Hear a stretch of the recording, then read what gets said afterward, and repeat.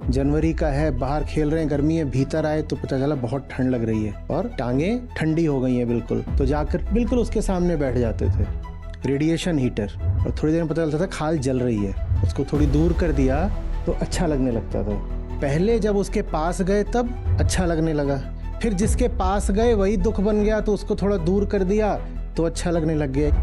कोई पूछे कि दुनिया के सारे दुख का कारण क्या है, तो कहिएगा आप अपनी परीक्षा दे करके आए हैं और बाहर निकल करके छाती ठोक रहे हैं 80, दूसरा बोला 90।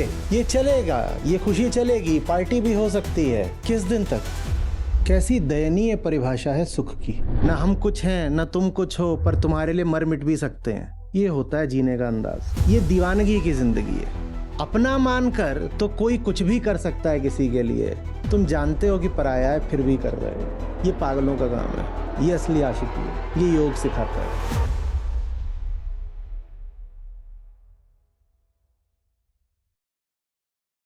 देह और मन के तल पर ऐसा कुछ नहीं है जो आपसे छिनेगा नहीं। ये भी नहीं कह रहा कि छिन सकता है, छिनेगा।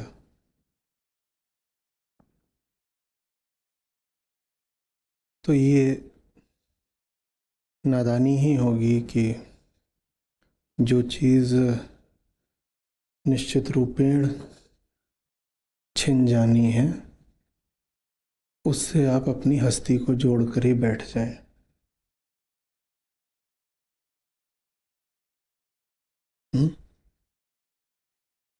वही सब कुछ है अगर आपके पास जो स्थूल या सूक्ष्म रूप से भौतिक है,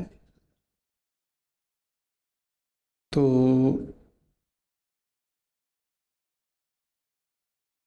दुख के लिए तैयार रहिए। आप बस फिर दुख को टालते रह सकते हैं, दुख से बच नहीं सकते। और दुख को टालना भी अपने आप में एक दुख ही होता है। होता है कि नहीं होता है? वो ऐसा दुख जो पता है कि पूरी तरह कभी भी नहीं टल सकता, उसका टलना भी अल्पकालीन है।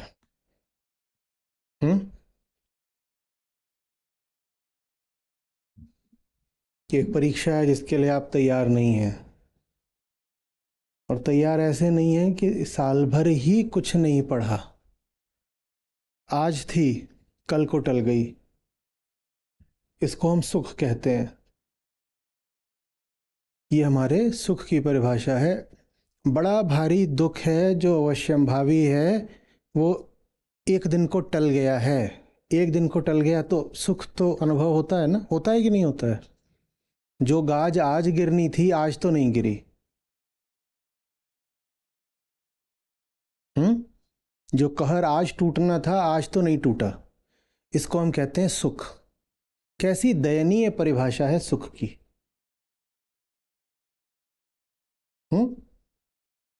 पंगु, लुचुर पुचुर, रीढ़हीन,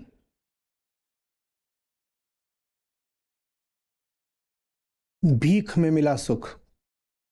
किसी ने जैसे दया खाकर एक दिन के लिए परीक्षा टाल दी, तो एक शाम का एक रात का जश्न मना लिया। बस जश्न भी इसी बात का बनाया है कि बकरा आज कटना था अब कल कटेगा। वो रात बकरे के जश्न की है। जश्न क्या है? आज की जगह अब कल कटूंगा। इसको हम क्या बोलते हैं? बधाई हो। क्या सुख है? मजेदार सुख है। तो ले देकर दुख ही दुख है। वही दुख जब कुछ देर को टल जाता है,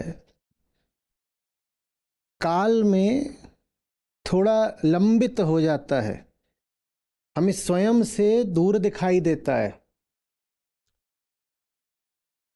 तो उसका अनुभव थोड़ा सा क्षीण हो जाता है, तो उसको हम क्या कह देते हैं?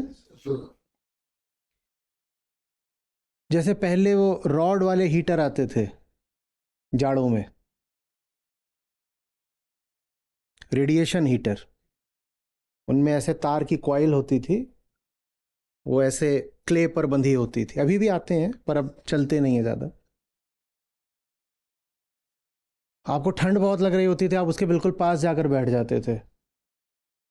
हम बच्चे होते थे, जाड़ों में बाहर से खेल कर आए और खेल रहे होते थे, तब तक गर्मी होती थी, पता नहीं चलता था, पर जनवरी का है, बाहर खेल रहे हैं, गर्मी है, भीतर आए तो पता चला बहुत ठंड लग रही है और टांगे ठंडी हो गई हैं बिल्कुल, तो जाकर बिल्कुल उसके सामने बैठ जाते थे और थोड़ी देर में पता चलता था खाल जल रही है। उसको थोड़ी दूर कर दिया, उसको थोड़ी दूर कर दिया तो अच्छा लगने लगता था। पहले जब उसके पास गए तब अच्छा लगने लगा, फिर जिसके पास गए वही दुख बन गया, तो उसको थोड़ा दूर कर दिया तो अच्छा लगने लग गया। ये सुख है। एक तरह के दुख से भागे दूसरे तरफ के दुख की ओर, बीच में जो थोड़ी सी राहत बस प्रतीत हुई, उसको हम क्या देते हैं? सुख। पर जिसको आप सुख कहते हैं उसके साथ चल नहीं सकते। बाहर खेलने का सुख ले रहे थे, उसके साथ जम गए पांव, ठंड का दुख आ गया। भीतर आए, उस रॉड के सामने बैठ गए, वो दुख दूर हुआ, थोड़ी देर के लिए सुख लगा।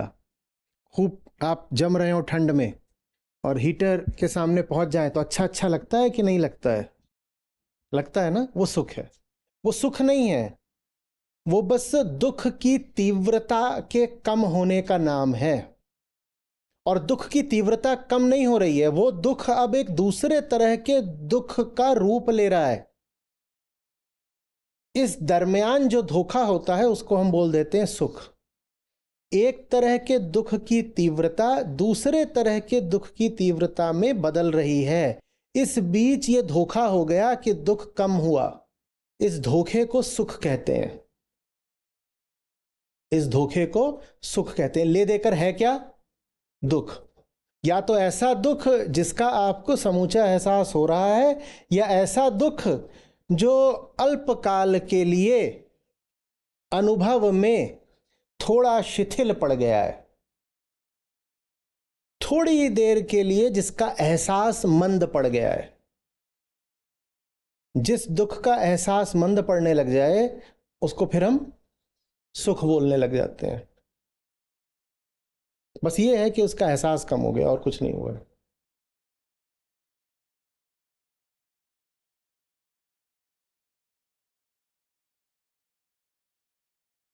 समझ में आ रही है बात?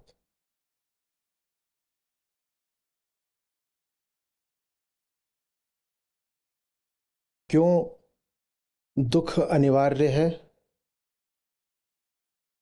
क्योंकि हम वो बने बैठे हैं जो हम हैं नहीं। हमने उसके साथ हस्ती जोड़ दी है जो न हम हैं न हमारा है।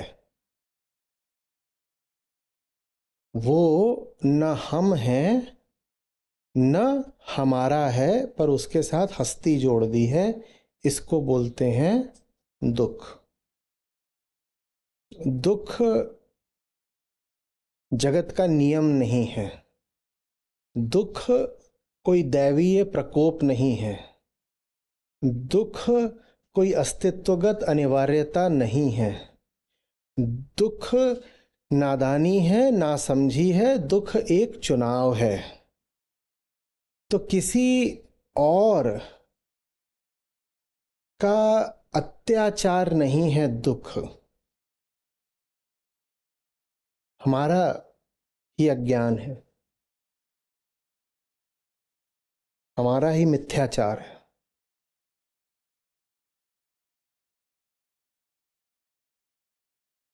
जानते बूझते ऐसी जगह बैठ जाना जो किसी और की है, अपमान होगा कि नहीं होगा?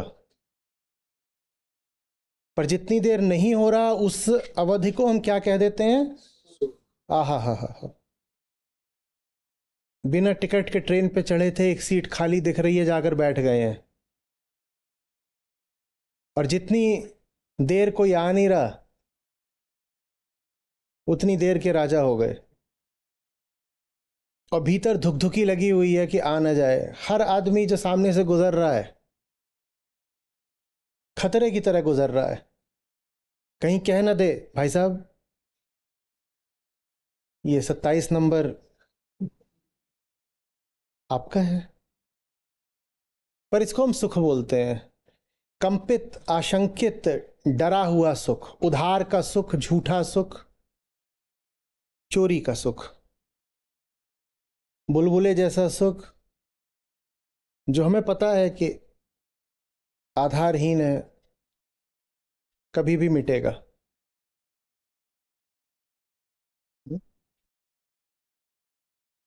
दूसरे की चीज को हाथ लगाना, थोड़ी देर के लिए न पकड़े जाना सुख है।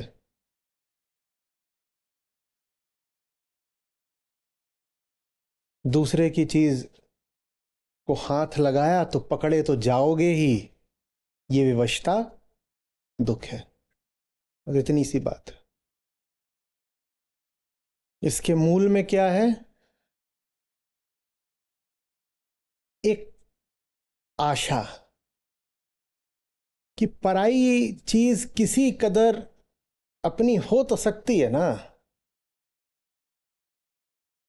कहा होगा किसी ने, आत्मा अपनी प्रकृति पर आई।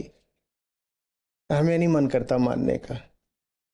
क्या पता पराई चीज किसी यत्न से या संयोग से अपनी हो ही जाए, तो जानते बूझते भी वहां हाथ हम रख ही देते हैं।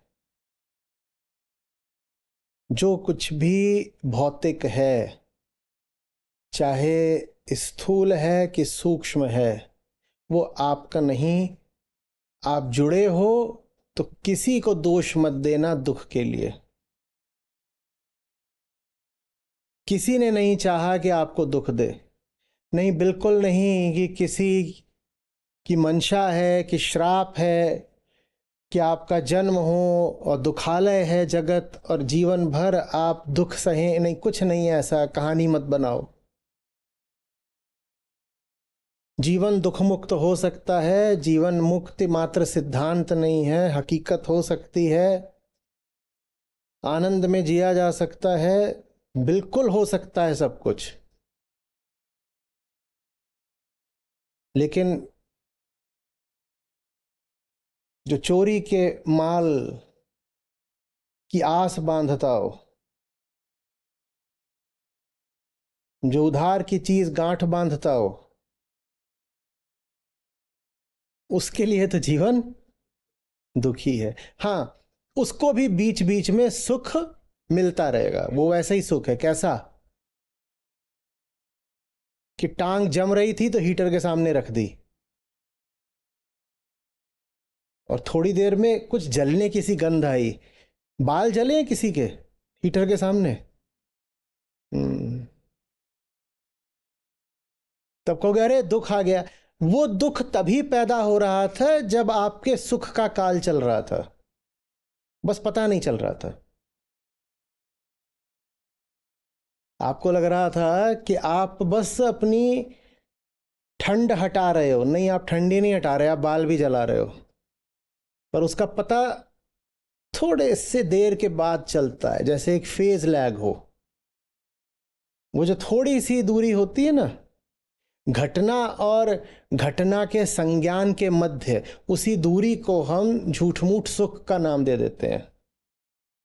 जैसे कि आप अपनी परीक्षा दे करके आए हैं और बाहर निकल करके छाती ठोक रहे हैं 80, दूसरा बोला 90।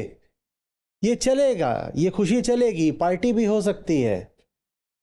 किस दिन तक? बस ये सुख है। घटना और घटना के परिणाम के मध्य जो बुलबुला साबुत रह जाता है उसको सुख बोलते हैं। दुख आ चुका है। दुख तो तभी आ गया था जब परीक्षा पत्र आया था। दुख तो उससे पहले भी आ गया था, जब साल भर ध्यान नहीं दिया था, दुख तो कब का आ चुका था, पर इतना हमें होश नहीं कि पता रहे कि दुख आ चुका है। परिणाम अभी प्रत्यक्ष नहीं हुआ है। जब तक परिणाम प्रत्यक्ष नहीं हुआ है तब तक हम स्वयं को अनुमति, इजाजत, अनुज्ञा, लाइसेंस दे देते हैं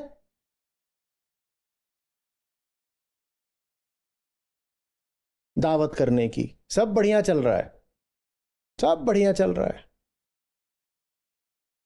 बस पता नहीं है कि क्या चल रहा है। जब पता नहीं है क्या चल रहा है तो अक्सर सब बढ़िया चल रहा है। कोई मिले ना जो बोले चंगासी, बस अभी पता नहीं है और कोई बात नहीं है। क्या चल रहा है अगर पता होता तो तुम नहीं बोल पाते कि बढ़िया चल रहा है।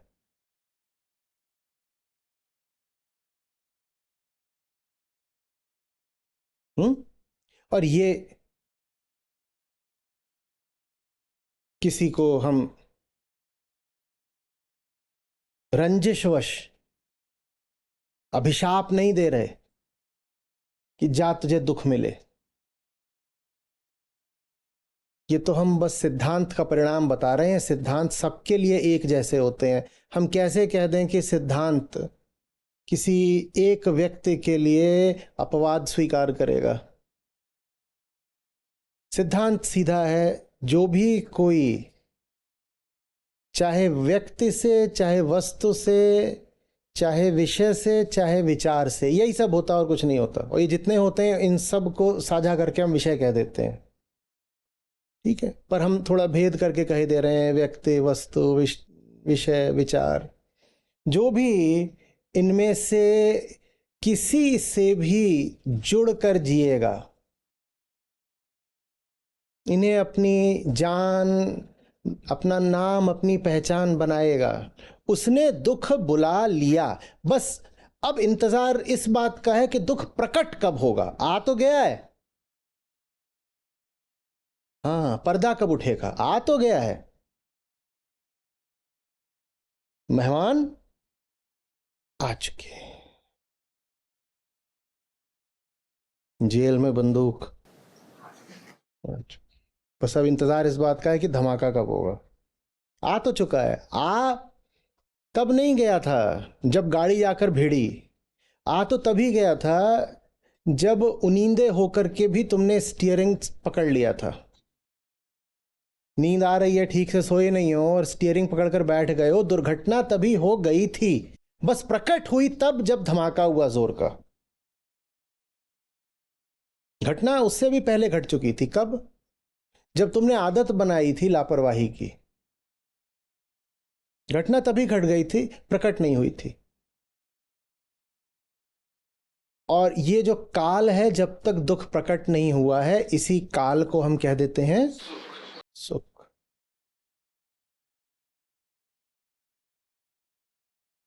आप कुछ और हो।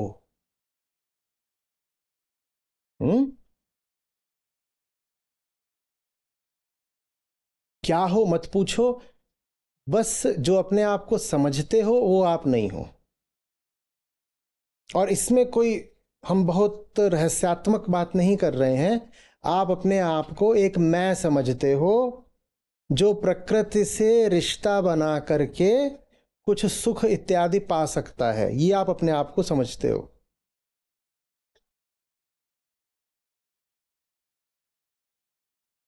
आप वो नहीं हो। क्योंकि आप वो नहीं हो, इसीलिए आपकी प्रकृति को लेकर के जितनी धारणाएं हैं वो सब झूठी हैं, मिथ्या हैं। और प्रकृति माने जीवन, क्योंकि जीना तो आपको प्रकृति के ही मध्य है और ये शरीर भी प्रकृति मात्र ही है। तो प्रकृति ही जीवन है। लेकिन प्रकृति से रिश्ता ठीक नहीं है, क्योंकि अपने आप को आप प्रकृति का भोक्ता, ग्राहक, संबंधी ऐसा कुछ मानते हो आप ये नहीं।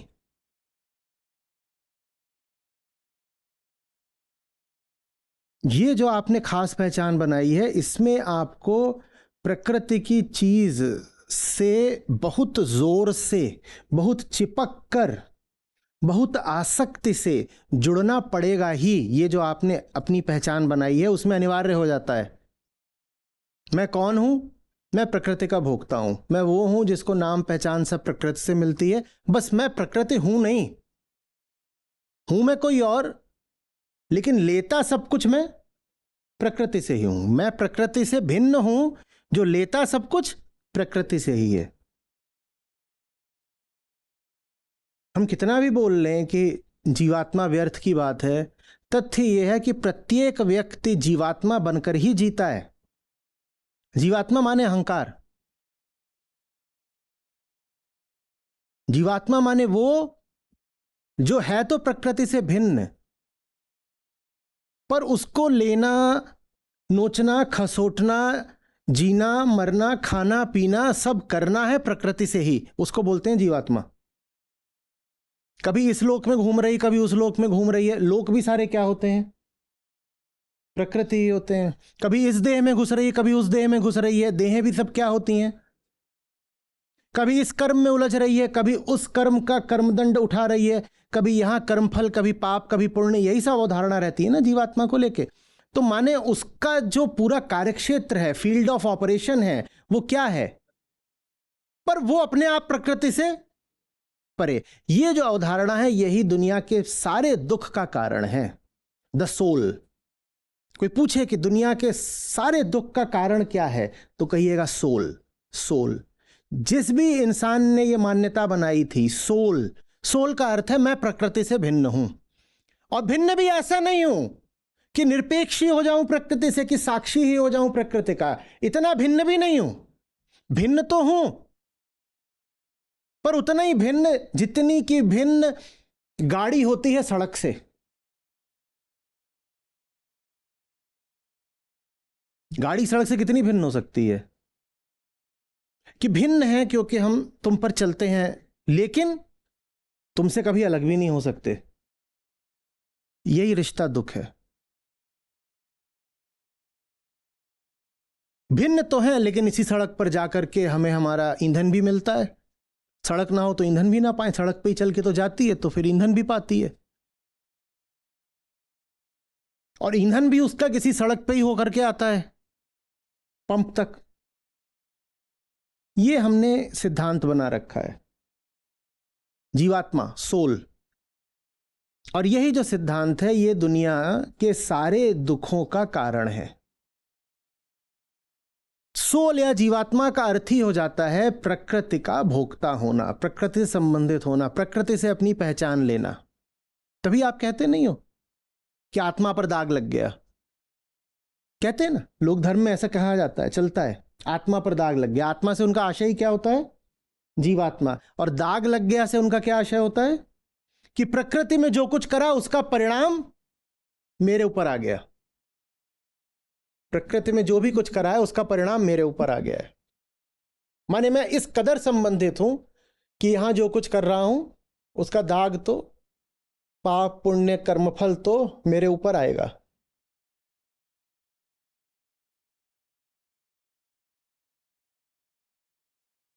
आ रही है बात?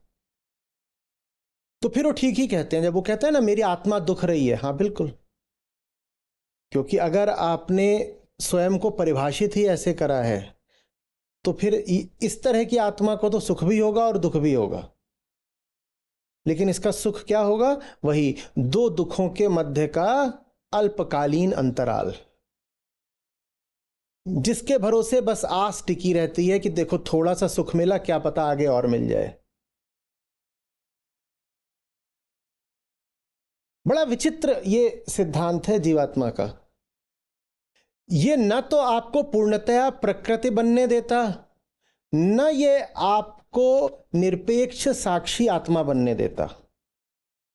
और आप दोनों में से कुछ भी हो जाओ तो मुक्त हो जाओगे, पर आप अटक जाते हो, बीच में टंग जाते हो जीवात्मा बनकर। अगर आप ये देख लो कि आप प्रकृति मात्र हो, कुछ नहीं हो, मिट्टी भर हो, तो भी आप मुक्त हो गए, पूरी तरह मुक्त हो गए। और अगर आप कह दो कि मैं प्रकृति का दृष्टा मात्र हूं, साक्षी, प्रकृति अपना काम कर रही है, मुझे उससे कुछ लेना देना नहीं, तो भी आप मुक्त हो गए। आप दोनों ही दशाओं में मुक्त हो गए। आप स्वयं को प्रकृति मान लो तो आप शून्य होकर मुक्त हो गए। आप प्रकृति के साक्षी हो जाओ तो आप ब्रह्म होकर मुक्त हो गए। एक दिशा बुद्ध की हो जाएगी, एक अष्टावक्र की हो जाएगी, दोनों ही में आप मुक्त हो जाओगे। पर आप ना इधर जाते हो ना उधर जाते हो, आप बीच में टंगे हुए हो। आप कहते हो मैं जीवात्मा हूं, मैं प्रकृति तो नहीं हूं, पर मैं प्रकृति का भोक्ता हूं।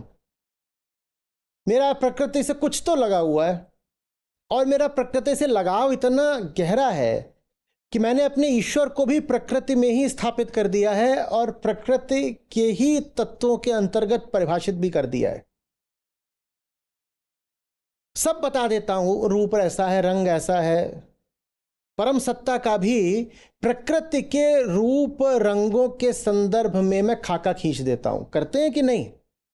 कहीं लाल रंग है, कहीं पीला रंग है, किसी का ऐसे जन्म हुआ, किसी का वैसे जन्म हुआ, कोई ऐसे जिया, कोई वर्जिन था, किसी के पास पति थे, किसी की कोई प्रेयसी थी, और उनका सब नक्शिक वर्णन कर देते हो। सब कुछ ही प्रकृति के क्षेत्र में डाल दिया अपना। और इस नाते ऐसा गहरा नाता जोड़ लिया कि भूल ही गए कि हम क्या हैं। ये दुख है। समझाने वालों ने बहुत समझाया कि या तो देख लो कि तुम पूरे तरीके से संस्कारित हो। मिट्टी ही है जो हंस रही है, मिट्टी ही है जो जन्म ले रही है, मिट्टी ही है जिस पर और मिट्टी चढ़ रही है तो वजन बढ़ रहा है, मिट्टी ही है जो अपने गुणों के अनुसार तरह तरह की क्रियाएं कर रही है, और फिर यही मिट्टी का पुतला एक दिन ढह जाना है। या तो ऐसे देख लो, मुक्त हो जाओगे, अहम नहीं बचेगा। क्योंकि अहम का अर्थ है मिट्टी से भिन्न कुछ, जो मिट्टी पर आश्रित तो है पर मिट्टी नहीं है। अहम नहीं बचेगा। दिख गया कि पूरी तरह मिट्टी हो, अब अहम कैसे बचेगा? क्योंकि अहम के बचने के लिए जरूरी है कि ये मान्यता, ये आस्था बनी रहे कि मैं कुछ अलग हूं इससे। जैसे लोग कहते हैं ना कि मैं पृथ्वी पर उतरा था, विजिटेड द प्लैनेट अर्थ। और लोक धर्म में खूब चलता है ना, कुछ दिनों के लिए इस पृथ्वी पर आए हो, फिर यहां से चले जाओगे, यू आर अ विजिटर, तुम मेहमान हो। ये जगत कुछ 2-4 दिन के लिए तुम्हारा ठिकाना है, तुम्हारी सराय है। बड़ा अच्छा लगता है, हम कुछ हैं, कहीं से आए हैं, कहीं को चले जाएंगे। ये सब दुख का कारण बनता है, इस तरह की मान्यता। जो देख ले कि कुछ नहीं है, मिट्टी की लहर है, वो मुक्त हो जाता है। अपना कुछ बचा ही नहीं। अपना क्या है? समुद्र की लहर के पास अपना क्या होता है? मिट्टी के ढेले के पास अपना क्या होता है? कुछ भी नहीं। मुक्त हो गए। या ये कह दो कि प्रकृति का पूरा खेल चल रहा है और मैं उसका निष्पक्ष दृष्टा हूं, तो भी मुक्त हो गए। हाँ, ये सब चल रहा है, हमेशा से चल रहा था। जो हमारे लिए 100 बरस है, वो और किन्हीं घटनाओं के संदर्भ में देखें तो एक पल है, तो एक पल की पूरी जिंदगी है। वो तो हम अपने केंद्र से, अपने फ्रेम ऑफ रेफरेंस से देखते हैं तो हम कहते हैं अरे 70-80 साल बड़ी बात होती है। नहीं तो 70-80 साल कुछ नहीं। ऐसे पैदा होते हो, ऐसे मर जाते हो, अगले ही पल मर जाते हो। समय भी तो सापेक्ष होता है ना, सब्जेक्टिव होता है। तुम्हारे लिए 70-80 साल बड़ी बात है, नहीं तो 70-80 साल हो सकता है कुछ ना हो, ऐसे पैदा हुए ऐसे मर गए हैं। बरसाती कीड़े हैं, वो ऐसे पैदा होते हैं ऐसे मर जाते हैं। पर हो सकता है उनसे पूछो तो कहें अरे युगो युगो हमारा जीवन है लंबा। वो जहां से देख रहे हैं उनके केंद्र में उनको लग रहा है कि हमने पता नहीं कितना लंबा जीवन जी लिया। वैसे कोई और है, वो हमें देखेगा तो कहेगा ये देखो, ये तो आप कह रहे हो 70 साल है, वो कहेंगे 70 नैनो सेकेंड है। बस ये पैदा होते हैं और मर जाते हैं, इनका क्या है? तब भी नहीं बचेगा अहंकार, तब भी नहीं बचेगा अगर ऐसे देख लो कि प्रकृति में तमाम तरह की लहरें उठ रही हैं, ऐसी एक लहर ये भी उठी हुई है। इसमें मैं के लिए क्या जगह है? प्रकृति की एक लहर है, प्रकृति की चीज है, मैं उसमें कहां घुस रहा हूं? मैं तो अधिक से अधिक बस जान सकता हूं। जो अधिक से अधिक जान सकता है उसको साक्षी कहते हैं। जान तो सकता हूं, जुड़ नहीं सकता, क्योंकि हम विजातीय हैं। हमारा मिश्रण, हमारा संगम नहीं हो सकता। हमारे तुम्हारे मध्य एक ही नाता हो सकता है, जानने का। और कोई गांठ हमारी तुम्हारी बंध नहीं सकती, और कोई गांठ अगर बंधेगी तो दुख की गांठ होगी। आ रही बात समझ में? जो इन दोनों बातों में किसी एक को भी स्वीकार कर गया, समझने की नहीं बात है, याद ध्यान दीजिए, स्वीकार करने की बात कर रहा हूं। समझने में इतनी कोई कठिनाई है ही नहीं। कठिनाई हठ में है। नहीं मानेंगे, 100 बार बोल लो, नहीं मानेंगे। और मानना नहीं तो फिर कहेंगे अभी समझ में नहीं आया, अभी थोड़ा और समझाइए, अभी तो बस खून आना शुरू हुआ है गले से, और समझाइए, अभी हमें नहीं समझ में आया। और मैं कहूंगा हाँ हाँ, आपका हुक्म सर माथे पे, अभी और समझाएंगे, बताइए। जो बात 2 पल में समझ आ जानी चाहिए, वो 2 युगों से आप समझने से इनकार कर रहे हैं, पर कोई बात नहीं, अभी हम और समझाएंगे। ऐसा कुछ है ही नहीं जो ना समझ में आए। काहे झूठ बोल रहे हो? सीधे बोलो, मानना नहीं है। बात तो सीधी है, स्वीकारनी नहीं है। हम्म? नहीं, वो मैं समझ नहीं आया तो नहीं, वैसे तो ठीक बताते हैं पर अनुभव नहीं दे पाते। कुछ अनुभव भी तो दीजिए। बोधस्थल वालों को मैं देता हूं अनुभव, एकदम ऐसे जैसे बिजली कड़के, सिर्फ कड़के ही नहीं, गिरे दंदना के। आज प्रसाद को प्रसाद मिला।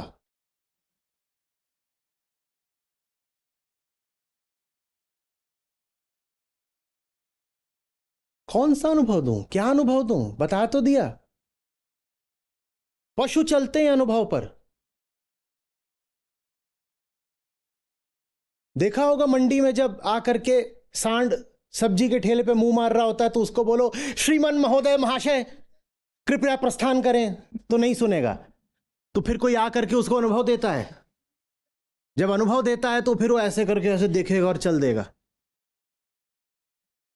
यही तो है इंसान हो। तुम्हें कौन सा अनुभव चखना है? बोध पर्याप्त नहीं तुम्हारे लिए? नहीं, अनुभव नहीं। देखिए, बात समझा देते हैं पर कहीं ना कहीं संशय बचा रह जाता है। वो कहीं ना कहीं, कहीं नहीं बचा है, वो एक ही जगह बचा है, और वहां तक शब्द नहीं पहुंचते, वहां फिर लठ पहुंचता है बस।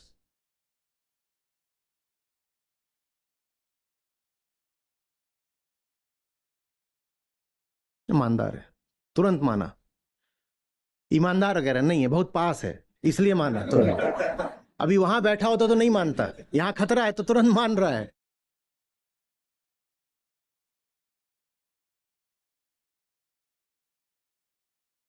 आ रही बात समझ में?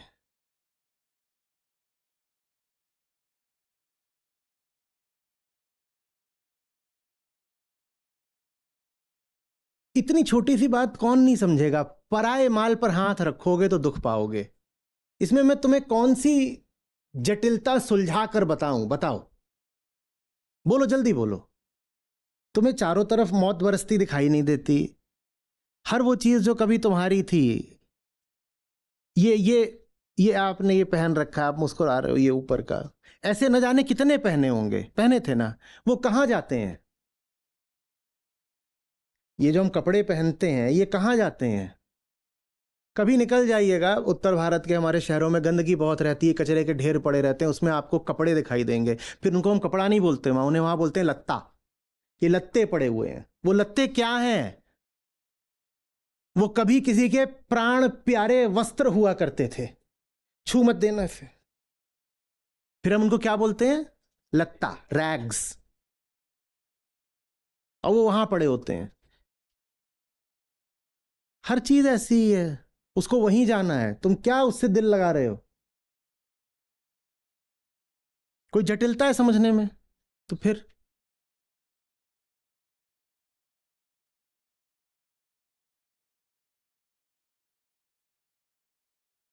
बस यही है, यही श्लोक है आज का। जिसे प्राप्त होकर योगी किसी लाभ को बड़ा नहीं मानते, जिसमें स्थित होकर वे भारी दुख से भी विचलित नहीं होते, वही योग है। योग माने यही जानना। उसके बाद दुख आएगा, पर तुमसे लेकर क्या जाएगा? लेकर के तो तब जाता ना जब पहले तुमने उस चीज को अपना माना होता। किसी चीज के जाने पर दुख तो तभी होगा ना जब पहले तुमने उसे, तो समय आया, भैंसे वाला आया, संयोग आया, वो कोई चीज ले गए, उनको दोष दें या हमको दोष दें कि हम उधार की चीज को अपना माने बैठे थे? होना तो ये चाहिए कि किसी चीज को अगर थोड़ा बहुत भी अपना माने बैठे हो तो चलो मान लो, अपना व्यवहारिक कारण कई बार होते हैं। ये है धो रहे हैं, इसकी सफाई वफाई कर रहे हैं, तो ऐसा लगने लग जाता है जैसे दूसरे के घर में भी कोई रह रहा हो, बस व्यवस्थापक की तरह। केयर टेकर वगैरह होते हैं, कई बार लोग घर बनवा देते हैं, उसमें 10-10 साल केयर टेकर रहते हैं। अब वो वहीं पे खा रहा है, पी रहा है, सफाई कर रहा है, रह रहा है, सो रहा है, हो सकता है संतान वगैरह भी वहीं पैदा कर ली हो उसने, तो उसको वहां से थोड़ी आसक्ति हो जाएगी। लेकिन हो भी जाए तो भी जितनी आसक्ति हो उतना ही ईमान भी हो, और जितना ईमान हो उतना ही इंतजार भी हो। किसका इंतजार? मालिक का। क्योंकि यही बात ईमान की है। तुम्हारी चीज को अपना माने बैठे हैं, आके जल्दी ले जाओ, कहीं ऐसा ना हो कि सचमुच इसको अपना ही मान लें। क्योंकि इसके साथ अब नाता तो बन ही गया है, प्रकृति का संयोग है, इसके साथ नाता तो बन ही गया है। तो मालिक इंतजार है तेरा, जल्दी ले आ और ले जा, नहीं कहीं ईमान न डोल जाए। अपना भरोसा नहीं। किसके साथ हुआ है कि किसी की चीज ले ली, वो दे गया और लंबे समय तक लेने नहीं आया, तो लगने लगा अपनी इच्छा। किसके साथ हुआ है? और किसके साथ हुआ है सही से बताना, कि जब लौटाई तो थोड़ा बुरा सा भी लगा। यही तो है, यहां कुछ तुम्हारा नहीं है, कुछ भी नहीं है। जीने के दो ही तरीके हैं, या तो कह दो हमारा कुछ नहीं है, हम सब कुछ हैं।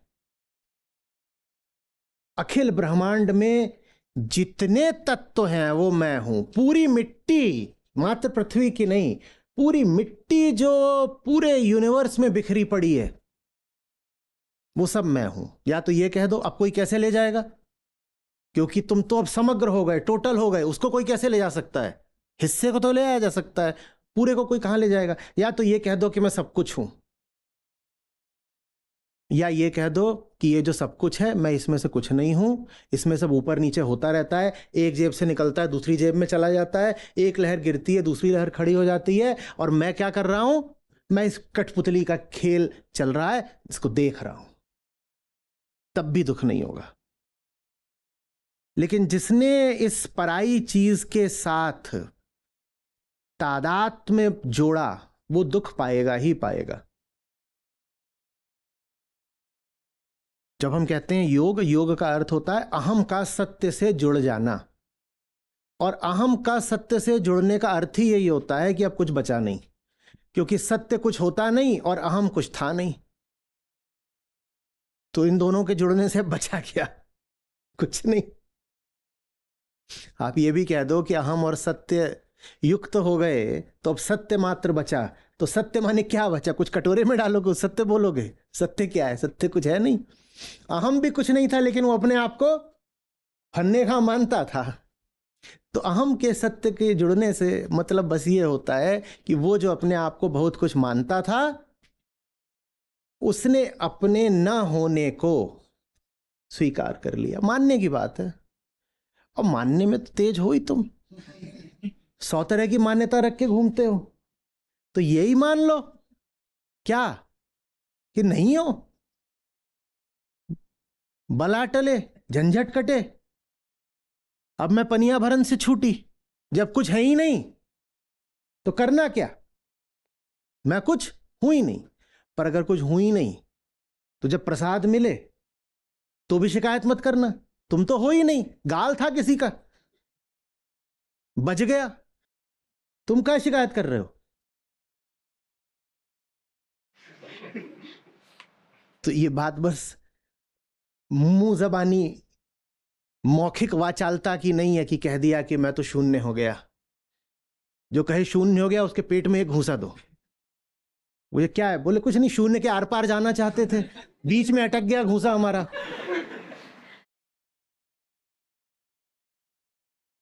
जीरो का कोई पेट होता है? वहां तो ऐसे निकल जाना चाहिए था।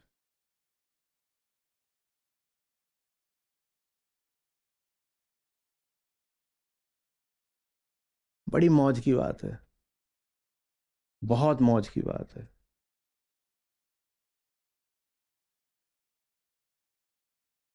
खूनी दीवानगी, खूनी दीवानगी। पता है कुछ नहीं हमारा, तब भी जी रहे हैं और खुल के जी रहे हैं।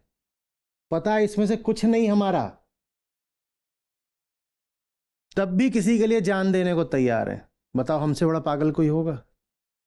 ना हम कुछ हैं ना तुम कुछ हो, पर तुम्हारे लिए मर मिट भी सकते हैं। ये होता है जीने का अंदाज। सब कुछ प्यारा हो जाता है, सब कुछ। गले लगना भी, लड़ मरना भी, दुश्मनी भी, आशिकी भी, सब कुछ प्यारा हो जाता है अगर तुम्हें सच्चाई याद है तुम्हारी। उसके बाद जो करो, पर तर्क में नहीं समाएगा। तुम कहोगे जब मैं कुछ नहीं, जब वो कुछ नहीं, तो फिर मैं उस पर जान क्यों निछावर करूं? अब तो मुझे सन्यासी हो जाना चाहिए जब मैं कुछ हूं ही नहीं। जब तुम कुछ हो ही नहीं तो सन्यासी कौन होगा? और अगर अभी कोई है सन्यासी होने को, तो जो सन्यासी हो सकता है वो आशिक भी हो सकता है, हो जाओ।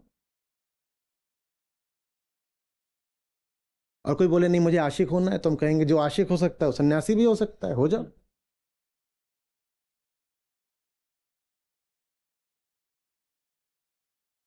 सब कुछ बहुत अच्छा हो जाता है। किसी ने कहा है क्या मिट्टी की हरकतों को प्रतिबंधित करो, रेगुलेट करो, नियमित करो? किसी ने कहा है? मिट्टी पर कोई नियमबद्धता चलती है क्या? तुम करो ना, सब करो, बस कुछ ना होकर करो। दुनिया में जो करना है सब करो, पर कुछ ना होकर करो, फिर देखो। जाओ करो, किसका आलिंगन करना है करो, लगा लो गले से। शर्त यही है लेकिन कि उस क्षण भी तैयार रहो, चीज किसी और की है। जब मेरी ही देह मेरी नहीं तो इसकी मेरी कैसे हो गई?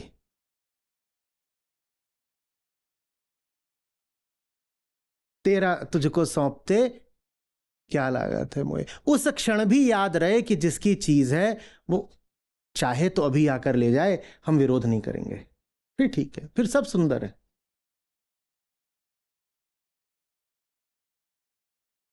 वो योगी है, फिर उसे कोई दुख नहीं होता, क्योंकि दुख तो तब होना जब मेरी चीज कोई ले जाए। चीज है, उसके साथ खेल भी रहे हैं, पर उसे अपना कभी नहीं मान रहे। अब कोई ले जाए तो ले जाए। हाँ, ऊपर ऊपर ऐसे ही उसके साथ व्यवहार है जैसे अपना हो। वही जैसे मकान का रखवाला, मकान के क्या हैं? रखवाले हैं, केयर टेकर हैं, मालिक नहीं है। पूरी तैयारी है, किसी भी क्षण मालिक का फरमान आ सकता है और हमें तैयार पाएगा फरमान। क्या? स्वागत है, स्वागत है। यही योग है। कौन दुखी कर सकता है अब तुमको? और जिसे कोई दुखी नहीं कर सकता, उसकी पहचान होती है वो सुख के पीछे नहीं भागता। आप में अगर सुख के प्रति त्वरा, कामना कम होने लगेगी तो आसपास वाले घबराने लगेंगे। वो कहेंगे अरे अब सुख के इतने सारे जो अवसर होते हैं और क्षण होते हैं, ये उनकी ओर लपकता नहीं, क्या बात हो गई? बहुत अच्छी बात हो गई, सुख की ओर नहीं लपकता, इसका मतलब है कि इसकी जिंदगी में इतना दुख है ही नहीं कि इस सुख को चाटे। सुख की ओर इसलिए नहीं लपकता क्योंकि इतना दुख इसे अनुभव ही नहीं हो रहा कि अब सुख की ओर ये कूदे लपके, अरे सुख दे दो।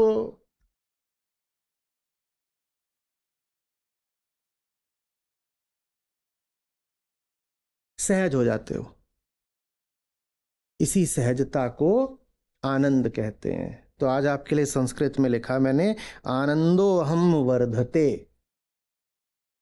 बड़ी सुंदर बात है, क्योंकि आनंदो हम ये तो वेदांत का मूल वाक्य है। उसके आगे एक और जुड़ गई चीज, ऐसा आनंद जो बढ़ता ही जाता है। क्या ये बात वेदांत विरुद्ध हो गई? नहीं, बिल्कुल नहीं। क्योंकि स्वयं ब्रह्म वो है जो वृहद से वृहदतर होता जाता है। तो आनंद के भी कई आसमान होते हैं। आनंद भी है और फिर और भी बढ़ता जाता है। तुम आए थे एक चीज लेने, हमने दो दे दी। जब दो ले जा रहे थे तो चलो दो यहां छुपा के रखे, तो ये भी ले जाओ। एक ही देने में आनंद था, दो देने में और था, चार दे दी। जब तक देने वाला शेष है तब तक आनंद अभी और बढ़ सकता है। बहुत कुछ दिया, अभी खुद को थोड़ी ही दिया, तो अभी आनंद के बढ़ने की थोड़ी संभावना रह गई है। अभी और बढ़ेगा आनंद, अभी और बढ़ेगा आनंद। फिर कह रहा हूं, ये कोई साधारण आम सामान्य ढर्रा नहीं है जिंदगी का। ये दीवानगी की जिंदगी है। ये एक पागलपन है जहां तुम जिस पर जान निसार कर रहे हो, भीतर ही भीतर उसको भी जानते हो कि पराया है। अपना मानकर तो कोई कुछ भी कर सकता है किसी के लिए, तुम जानते हो कि पराया है फिर भी कर रहे हो। ये पागलों का काम है, ये असली आशिकी है, ये योग सिखाता है।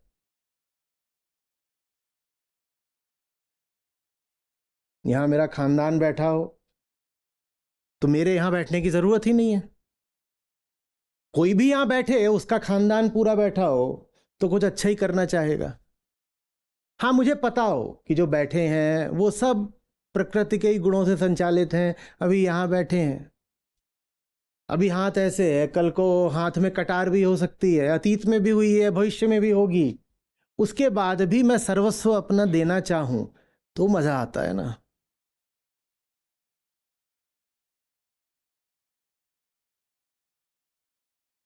समझ में आ रही है बात? ये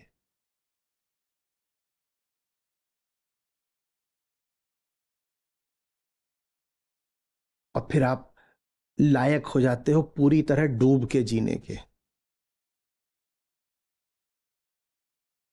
आम आदमी पूरी तरह डूब भी नहीं पाता। क्यों? क्योंकि जितना डूबेगा दुख की संभावना उतना बढ़ेगी ना। आप पूरी तरह डूब सकते हो, क्योंकि डूब के भी आप कहीं अपना हक तो जमाने वाले हो नहीं। डूबते जा रहे हैं, डूबते जा रहे हैं। डर क्या है? डूब रहे हैं। योगी गहराई से अनुभव कर सकता है। आम आदमी तो गहरे अनुभव से बहुत डरेगा, अनुभवों की विविधताओं से बहुत डरेगा, घबरा जाएगा। उसके अनुभवों का भी एक ढर्रा होगा, एक एक सीमा होगी जिसके अंदर वो अनुभव लेगा। उसके बाहर जाएगा तो घबरा जाएगा। और मैं बाहरी अनुभवों की बात नहीं कर रहा हूं। चलिए आपसे एक सवाल करता हूं, क्या आप अपने विचारों का भी अनुभव लेने के लिए स्वतंत्र हैं? मैं आपसे कहूं फलानी चीज सोचो, आप सोच नहीं पाओगे, आप डर जाओगे। आप वहां भी डर जाओगे। ये तो छोड़ दो कि मैं आपसे कहूं कि वहां जाके खड़े हो जाओ और नीचे कूद जाओ, तो आप कहो नहीं नहीं इस अनुभव से मुझे डर लगता है। मैं आपसे कहूं आंतरिक अनुभव ही ले लो, फलानी चीज सोचो, आप वो सोच भी नहीं सकते, आप डर जाओगे। आप अपने ही विचारों से डर जाओगे। ये कैसी जिंदगी है जहां पर स्थूल अनुभव लेना तो दूर की बात है, हमारी सूक्ष्म सोच भी बंधी हुई है। कोई कहे भी कि फलानी दिशा में सोचो तो छक्के छूट जाए हमारे। कहने पर भी ना सोच पाए, नहीं नहीं नहीं नहीं, नहीं, नहीं सोच के ही डर लगता है, या कि ये तो सोचना भी पाप है, हम नहीं सोच पाएंगे आगे, नहीं सोचो और सोचो। योगी अनुभवों में डूब सकता है, उसका बिगड़ेगा क्या, उसके पास है क्या? उसके अनुभवों में जबरदस्त विविधता हो सकती है, कोई अनुभव उसका क्या ले जाएगा। और ये कितनी अजीब बात है, क्योंकि संसारी लोग कहते हैं नहीं, हम जो हमारे अनुभवों की जिंदगी को कैसे छोड़ सकते हैं, तुम अनुभव लेते ही नहीं, तुम्हारे पास अनुभवों की क्या जिंदगी है, तुम्हारे पास तो यही है, सुबह उठते हो, गाड़ी उठाते हो, ऑफिस जाते हो, 2 जूता खाते हो, वापस आते हो, 2 जूता और खाते हो, फिर 2 रोटी खाते हो, फिर घटिया टीवी देखते हो, फिर अपने बच्चे को 2 चाटा मारते हो और सो जाते हो। ये तुम्हारे कुल मिला के अनुभव हैं। 5 दिन 6 दिन उम्मीद बांधते हो कि वो आएगा वीकेंड, और उसमें भी जो ढर्रा चल रहा है अली बाबा के समय से, फिर वही कर डालते हो, मियाँ की दौड़ मस्जिद तक, वही गाड़ी, कई बार तो वही पार्किंग स्लॉट भी देखा है, बहुत बड़ा पार्किंग लॉट होगा, उसमें भी तुमने एक जगह बांध रखी है, गाड़ी जाके वहीं खड़ी करते हो, वहां से कदम सीधे जाते हैं और 2 ही 4 दुकानें, उन्हीं में जाके घुस जाते हो। फिर वहां पर कोई होगा फूड कोर्ट, उसमें भी 1 ही 2 तुम्हारी जगह है, वहां जाकर बैठ जाते हो। फिर मेन्यू उठाते हो, उसमें भी 1 ही 2 चीजें हैं, उसमें से कभी ये कुछ ऑर्डर कर देते हो, और इसको तुम बोलते हो हमारे अनुभवों का विराट दायरा। अनुभवों के नाम पर तो थर्राते हो, कौन से अनुभव, क्या अनुभव, क्या जानते हो, क्या देखा?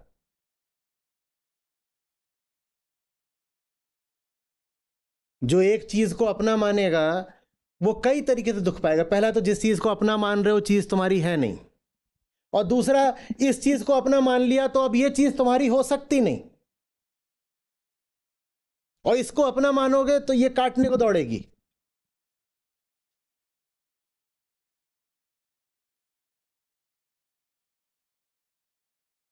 आ रही बात समझ में? और जबकि हकीकत यह है कि ना ये काली ना ये गोरी, दोनों में से कोई नहीं तोरी।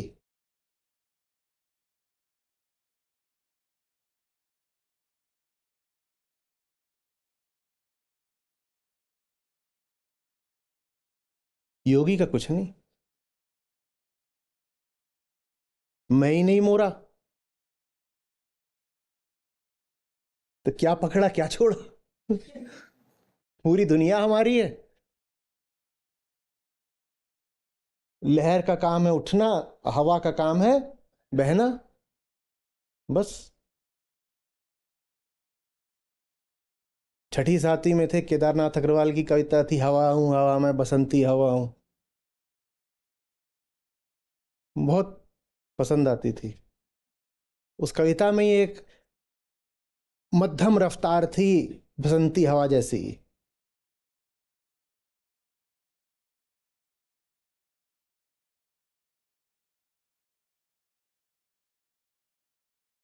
चढ़ी खेत में हुआ धमाधम मचाया, पथिक का रहा था उसी पर ढकेला। कभी इसको परेशान किया, कभी उसको परेशान किया, फिर भक्के इधर चले गए उधर चले गए, जाता क्या है? यहाँ कौन सा बसना है? कोई बसा है यहाँ आज तक? तो काहे का दुख? तुम हमसे जो लेने आए हो, हम उसे रखे जरूर हुए थे, और बहुत प्यार से रखे हुए थे। ये कला है, और यही असली प्यार है।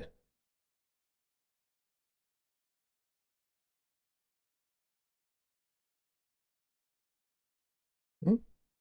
रखेंगे, सब कुछ देंगे भी, आश्रित नहीं हो जाएंगे। सत्य से बड़ा नहीं होता प्रेम। सत्य तो यही है, कोई काहू का नहीं। एक दिन ऐसा आएगा, कोई काहू का नहीं। घर की नारी को कहे, तन की नारी जाही। पूरा प्यार है, सब कुछ है।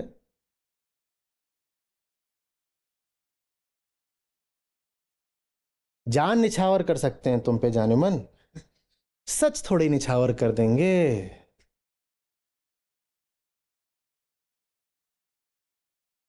जान ले जाओ पूरा एकदम, हम भी पूरे रूमानी बताओ जान चाहिए ले जाओ, सच नहीं ले जाने देंगे, सच तो सच है।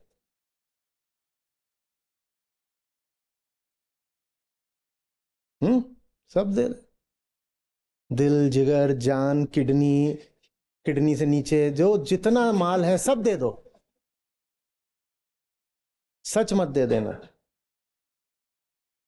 सारी बात समझो।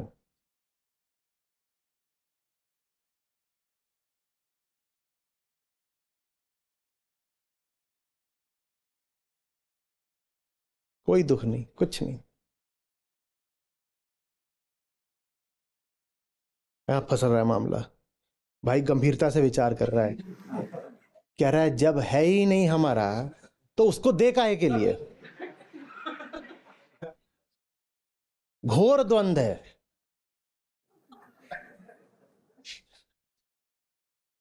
अपना होता, अपना माना होता तो देते, कह रहे हैं अपना मानो भी मत और जान भी दे दो। और पगलाए हैं क्या है, कैसे थोड़ी होता है।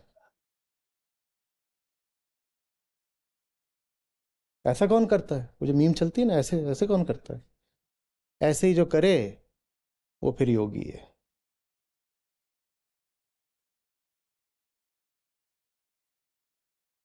तो सामने वाला भी भौचक्का रह जाए, पूछे कि हम आपके हैं कौन, आप हमारे लिए इतना कर रहे हो, हम आपके लिए हैं कौन। जरूर आप हमें बहुत अपना मानते हैं, जरूर हम आपके लिए बहुत, जरूर हम आपके लिए बहुत खास हैं, आप हमारे लिए इतना कर रहे हैं, और तुम उसकी ओर देखो और कहोगे नहीं, कुछ नहीं, हम आपके हैं कौन, कुछ नहीं, एकदम नहीं। कि अगर कुछ नहीं, एकदम नहीं, तो इतना कर क्यों रहे हो हमारे लिए। तो क्या, क्या, ऐसे ही, ऐसे ही। ये दीवानगी का महावाक्य क्या, ऐसे ही। या ऐसे ही है सब कुछ। पैदा कैसे हुए, मरोगे भी कैसे, तो बाकी सब कुछ भी ऐसे ही का मतलब होता है स्वार्थ नहीं है, निष्कामना। ऐसे ही, कोई कारण नहीं है, अकारण, निष्प्रयोजन, ऐसे ही। बहुत ऊंची बात है, तभी कह रहा हूं दीवानगी का महावाक्य है, ऐसे ही।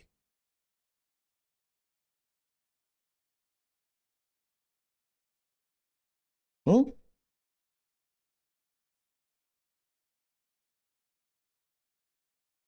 जब तक रहे बिल्कुल ऐसे रहे जैसे जान छिड़क रहे हैं जहां भी हैं, और फिर एक दिन झोला झंडी उठाया और चल दिए, किधर को पता नहीं, क्यों, ऐसे ही। आए भी नहीं थे किसी प्रयोजन से, जा भी नहीं रहे किसी प्रयोजन से, ऐसे ही। सब ऐसे ही है, इतना विचार मत करो, विचार भी करोगे बहुत तो भी जाओगे ऐसे ही। ये जितने जा रहे हो चार कंधों पे, कभी रुकवा के उनसे बात किया करो। नॉक नॉक, किथे, क्या बात, रूठे कैसे, कुछ नहीं पता चलेगा, सब ऐसे ही हुआ है, ऐसे ही। न तुक न तर्क, बस ऐसे ही। जब सब ऐसे ही है तो तुम काहे के लिए वहां पर अस्मिता का झंडा गाड़ रहे हो। मैं ये मेरा ये, हम्म। खुल के खेलो, सच मत भूलो।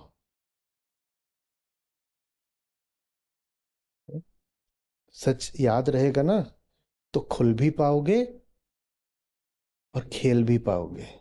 सच भूल जाओगे तो न खोलोगे न खेलोगे। खिलाड़ी बनना हो तो सच याद रखना। हम्म? और जीवन के लिए खोलना हो तो सच याद रखना। नहीं तो जीवन भी बंद रहेगा और खेलोगे भी नहीं।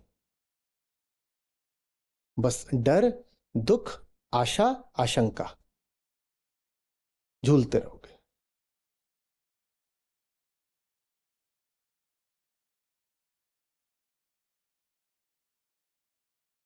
सारा है समझ में। हम्म। चाह सब जिसके लिए लाभ वो ही मिल गया। आत्मधन इतना बड़ा लुटता मैं हंसता रहा। चाह सब जिसके लिए लाभ वो ही मिल गया। आत्मधन इतना बड़ा लुटता मैं हंसता रहा। लाभो मम समायातः आनंदोऽहं वर्धते। लुटितोऽप्यहसन् नित्यं न च मेऽहं विरुध्यते।